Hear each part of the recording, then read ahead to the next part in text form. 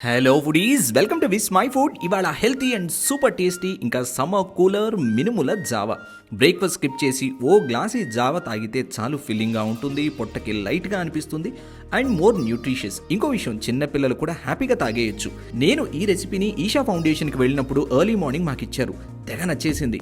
వదులుతానా కనుక్కున్నా నా తమిళ్ ఫ్రెండ్స్ని అడిగి మరీ. ఇది తమిళనాడులో ఎంతో ప్రాచీనమైనటువంటి హెల్తీ డ్రింక్ అని చెప్పారు. సో మనము ఆ మంచిని అందిపుచ్చుకుందాం. లెట్ స్టార్ట్ మినుముల జావా. ముందుగా పావు కప్పు మినుములనే వాడాలి. ఈ మినుములన్నీ సన్నని సెగ మీద కలుపుతూ మంచి సువాసన వచ్చేంత వరకు వేపుకోవాలి.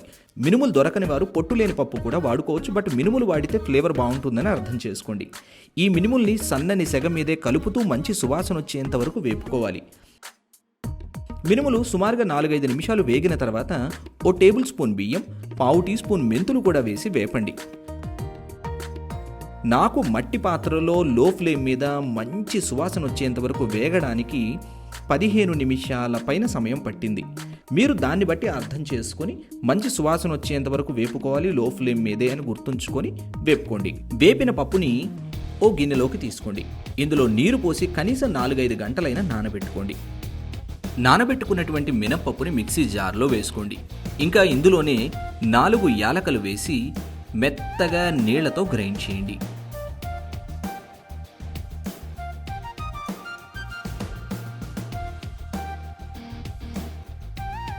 ఇప్పుడు అరకప్పు బెల్లం తురుములు, అరకప్పు నీరు పోసి కలిపి బెల్లాన్ని జస్ట్ కరిగించండి చాలు. కరిగిన బెల్లాన్ని వడకట్టి పక్కన ఉంచండి. ఇప్పుడు ఓ లీటర్ నీరు తీసుకొని మరిగించండి.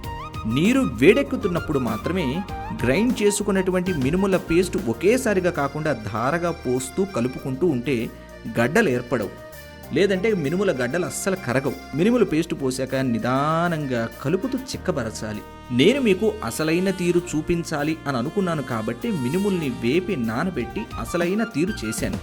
మీరు షార్ట్కట్లో చేసుకోవాలి అనుకుంటే వేపిన మినపప్పుని పొడి చేసి ఇన్స్టెంట్గా నీళ్ళల్లో కలుపుకొని కూడా చేసుకోవచ్చు, బట్ ఈ తీరు బాగుంటుంది. చెప్పాను కదా నేను మీకు అథెంటిక్ మెథడ్ చూపిస్తున్నాను అని.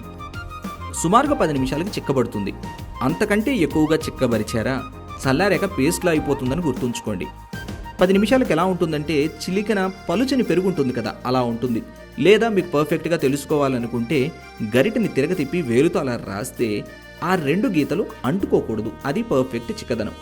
అప్పుడు కరిగించినటువంటి బెల్లం పానకం పోసేయండి.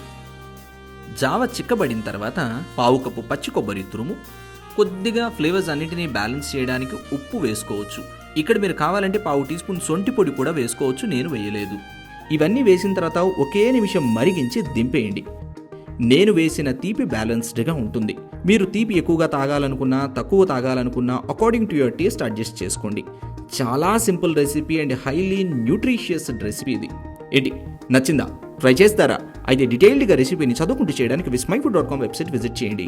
అలాగే మీరు తయారు చేసిన ఆ రెసిపీ పిక్ని నాతో విస్మై ఫుడ్ ఇన్స్టాగ్రామ్ని ఫాలో అవుతూ ట్యాగ్ చేయాలని గుర్తుంచుకోండి.